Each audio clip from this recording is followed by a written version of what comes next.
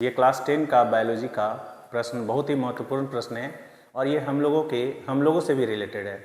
तो पहले इसमें क्वेश्चन देखिए क्या है कि किसी जीव द्वारा किन कच्ची सामग्रियों का उपयोग किया जाता है। मतलब कोई जीव है अपने जीवन यापन के लिए किन किन कच्ची सामग्री का उपयोग करता है। जीव मीन्स क्या हो गया, पौधा, मनुष्य, जानवर, ये जितने भी है सब जीव में ही आते हैं।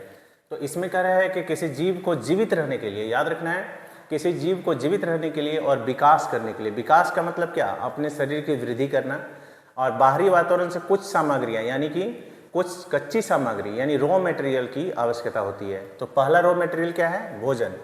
भोजन में है, भोजन हम लोग क्यों ग्रहण करते हैं, तो ऊर्जा प्राप्त करने के लिए और शरीर के निर्माण के लिए। दूसरा है ऑक्सीजन, जो हम भोजन ग्रहण किए उससे ऊर्जा अगर लेना है तो ऊर्जा के लिए हम लोगों को क्या करना पड़ेगा, उसका ऑक्सीकरण होना चाहिए। तो भोजन के ऑक्सीकरण के लिए क्या चाहिए, ऑक्सीजन। ऑक्सीजन जाता है कोशिकाओं तक और भोजन के अणुओं से अभिक्रिया करके उसको क्या करता है, उसका ऑक्सीकरण करता है। मतलब भोजन के अणुओं से जुड़ करके ऑक्सीकरण करता है और ऑक्सीकरण करने के बाद ऊर्जा किस फॉर्म में प्राप्त होता है, एटीपी के रूप में। ठीक है। और तीसरा पॉइंट है जल।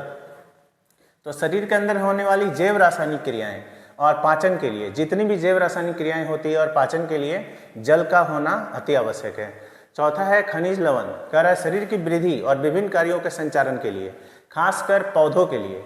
यानी पौधे अगर कुछ भी खनिज लवण खासकर पौधों को चाहिए ज़्यादा मात्रा में। और कौन कौन से खनिज लवण चाहिए, nitrogen, phosphorus, potassium, calcium, magnesium, लोहा। और ये जो है आदमी जो खाना खाता है किससे, आदमी को ये कैसे प्राप्त होगा, पौधा द्वारा होगा। अब पौधा कहाँ से लेगा, मिट्टी से, और फिर जानवर द्वारा मतलब भोजन से, है ना, इससे। अब कह रहा है इन कच्ची सामग्रियों का उपयोग जीव अपने शरीर में ऊर्जा प्राप्त करने, विकास करने, ऊतकों के निर्माण और शरीर के विभिन्न कार्यों को संचालित करने और जीवन को बनाए रखने के लिए करता है। ठीक है।